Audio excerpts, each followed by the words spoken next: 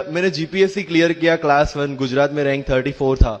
UPSC clear किया rank 570 IPS becoming the youngest IPS of Gujarat at such a early age and then people come to you and बोलते हैं आप बहुत नसीबदार है, यू आर वेरी लकी।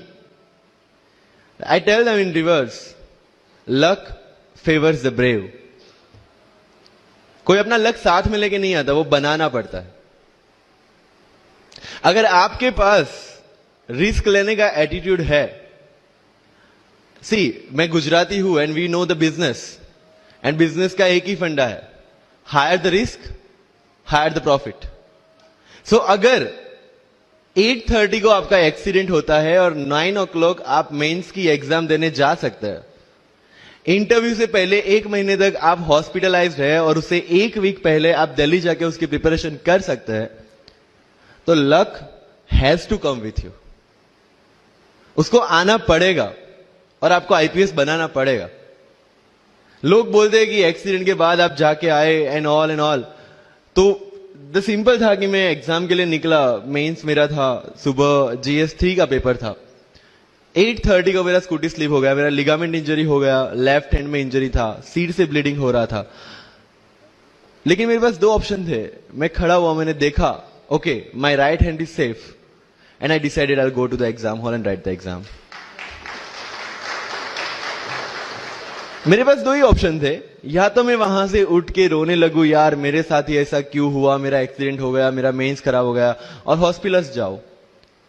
या दूसरा ऑप्शन था कि मैं देखूं कि मैं 3 घंटे और सर्वाइव कर सकता हूं। हाँ, कर सकता हूं। मैं मेंस के लिए एग्जाम हॉल में गया।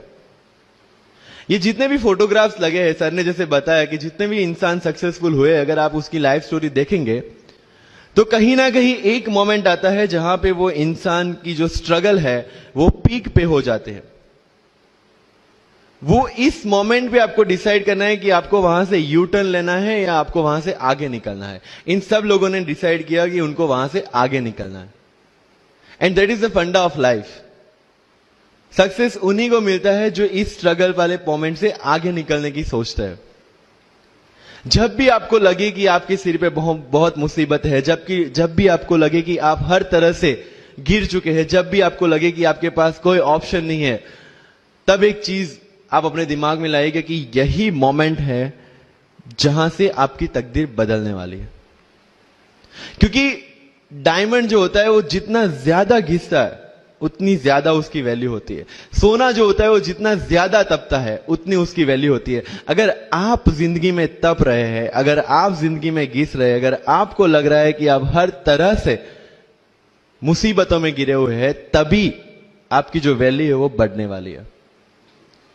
और यही मेरा एटीट्यूड रहा है। लोग बोलते हैं कि तुम्हारी फाइनेंशियल कंडीशन ठीक नहीं थी, पापा इलेक्ट्रिशियन थे, मम्मी हाउसवाइफ थी, डायमंड के कारखाने में काम करती थी, उसके बाद उन्होंने मैरिज में रोटियां बनाने का काम किया, और उस तरह से मैं पढ़ा। लेकिन जब मुझे पूछा जाता है कि ऐसी कौन सी चीज है आपकी लाइफ में जो आप बदलना चाहते हो, एंड आई सेड नथिंग। क्योंकि अगर वो चीजें नहीं होती मेरी लाइफ में तो शायद आज आपके सामने में नहीं होता। तो अगर लाइफ में प्रॉब्लम्स है, अगर लाइफ में स्ट्रगल है, जैसे सर ने बोला है struggle is a part of life, and I strongly believe in that. क्योंकि अगर हम दिल्ली में थे, मेरे दोस्त के साथ में निकला बाहर घूमने, तो बोलता है यार ऐसी लाइफ चाहिए, कोई मगजमारी नहीं, आराम से बैठते पूरे दिन एसी वाले कमरे में, बहुत सारे पैसे है और कोई टेंशन नहीं, ऐसी लाइफ चाहिए मुझे। मेरे पास ऑप्शन है। बोलता क्या? बोला देख सामने एटीएम का रूम दिख रहा है, एसी वाला कमरा है, बहुत सारे पैसे, कोई मगजमारी नहीं, जॉब ले ले। क्यों IAS IPS में दिमाग खराब कर रहा है? अगर स्ट्रगल नहीं चाहिए तो you have to compromise with that life. जब भारत वर्ष का सपना चंद्रगुप्त ने देखा, चाणक्य ने देखा, और उस भारत वर्ष को बनाने के लिए जब ये संघर्ष जारी था, और तब राजा धनानंद की डॉटर दुर्धरा से चंद्रगुप्त को प्यार हो जाता है, और जब चाणक्य उनको बोलते कि नहीं तुम्हें उससे दूर रहना है, और तब चंद्रगुप्त बोलता है आचार्य कभी कभी सोचता हूं कि जिंदगी में या ये भारत के सम्राट बनने के लिए इतना त्याग, इतना बलिदान ना देना होता तो। और तब चाणक्य रिप्लाई करते तो हर कोई भारत का सम्राट होता। This is the fundamental rule of life. अगर आईएएस बनने के लिए, आईपीएस बनने के लिए सैक्रिफाइस करना नहीं पड़ेगा, अगर उसके लिए आपको त्याग नहीं करना पड़ेगा, तो आज पूरे इंडिया में हर घर में आपको आईएएस आईपीएस मिल जाएंगे। So when you are entering into this game of UPSC और MPSC, make sure that you have to sacrifice anything which will take you to your गोल।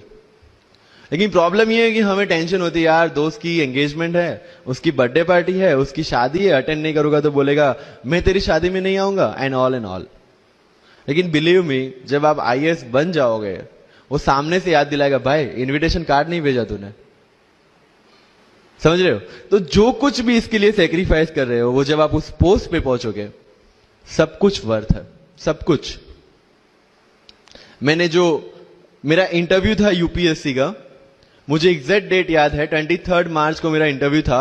20 फरवरी को मुझे हॉस्पिटल में एडमिट किया गया क्योंकि मुझे इन्फेक्शन हो गया था बॉडी में, एंड बहुत हाई फीवर था, तो आईवी के अलावा कोई ऑप्शन नहीं था। 1 मार्च को ठीक होके मैंने सोचा चलो दिल्ली निकलते हैं। 2 मार्च को मैं दिल्ली पहुंचा। 3 मार्च को वापस से टॉन्सिलाइटिस का अटैक होने की वजह से फ्लाइट लेके वापस से पालनपुर, अहमदाबाद, अगेन हॉस्पिटलाइजेशन। 15 मार्च को I got relieved from the hospital. 16 मार्च को मैं दिल्ली पहुंचा, और 23 मार्च को I gave my UPSC interview. तो 1 महीने का हॉस्पिटलाइजेशन। उसके बाद जब दिमाग में ये था कि मेरे साथ जो लोग इंटरव्यू दे रहे हैं वो 1 महीने से प्रिपरेशन कर रहे हैं, एंड 1 महीने से मैं हॉस्पिटल में था, again I thought this is the moment to prove your self. I went to the interview, और पूरे इंडिया में 2nd highest marks in interview for the entire life. कि जितने भी कंप्लेंट्स आपकी लाइफ में है, मैं यहां से आता हूं, मेरे पेरेंट्स ये करते हैं, मैं वो करता हूं, मेरा इंग्लिश अच्छा नहीं है, मेरा मैथ्स अच्छा नहीं है, ये सारे हमने अपने आप को दिए हुए एक्सक्यूजेस है। You have to find the solution by your self. अगर इंग्लिश नहीं आता है, I can start with the 5th standard book, और 5th स्टैंडर्ड बुक से भी शुरुआत करने में अगर मुझे अपना ईगो बीच में आ रहा है, then I can not learn it at any stage of my life. Start with the 5th standard book, start listening English, start speaking English. अगर बोलने में शर्म आती है, अपने मोहल्ले के किसी 3-4 बच्चों को जो 1st 2nd स्टैंडर्ड में, उनको उठाओ और उनके साथ बातें करो। उनको वैसे भी समझ में नहीं आ, और अपने को वैसे भी पता है अपन क्या बोल रहे हैं। Getting my point? तो अगर वहां पे भी अगर ईगो बीच में आ रहा है, start doing like this, start speaking. मैं 11th-12th में था, मुझे पता था मेरा इंग्लिश कैसा है, फिर भी I used to speak English, क्योंकि मुझे पता है सामने वाले को तो वैसे भी समझ में नहीं आ रहा है। अगर किसी मूवी में इंग्लिश डायलॉग सुन लिया, पूरा दिन मेरे दिन, मतलब जहां पे भी कोई भी बात करूंगा, मैं वहां पे वो डायलॉग घुसाऊंगा। This attitude should be there. तो लाइफ में जो मैं कंप्लेनिंग एटीट्यूड की बात कर रहा था, वो कंप्लेनिंग एटीट्यूड आपको कहीं पे भी नहीं ले जाएगा। You have to put all your complaints aside, start preparation.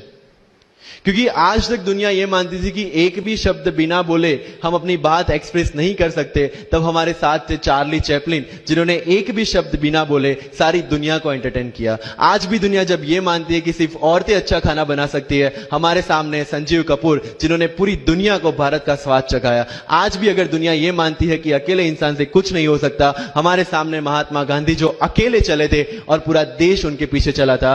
आज भी दुनिया अगर यह मानती है कि धनवान बनने के लिए धनवान घर में पैदा होना जरूरी है, हमारे सामने धीरूभाई अंबानी, जिन्होंने पूरी दुनिया को एक सपना दिखाया, कर लो दुनिया मुट्ठी में, और आज रिलायंस इंडस्ट्री वर्ल्ड की और इंडिया की सबसे बड़ी इंडस्ट्री है। आज भी दुनिया अगर यह मानती है कि हम कम एज, ज्यादा एज में कुछ नहीं कर सकते, हमारे सामने अमिताभ बच्चन, जो आज भी एक साल में 3 ब्लॉकबस्टर मूवीज देते हैं। अगर आप ये मानते हैं कि सिविल सर्विस में आने के लिए आपका बैकग्राउंड होना जरूरी है, आपके सामने Shahrukh Khan without any background आज भी बॉलीवुड का बादशाह है। अगर आज तक दुनिया ये मानती थी कि हम सिर्फ धरती पे रहने के लिए बने हैं, हमारे सामने नील आर्मस्ट्रांग, जो चंद्र पे जाके आए। आज तक हम ये जानते हैं कि हम क्या है, हम क्या बन सकते हैं, ये जानने का टाइम शुरू होता है अब। Thank you so much.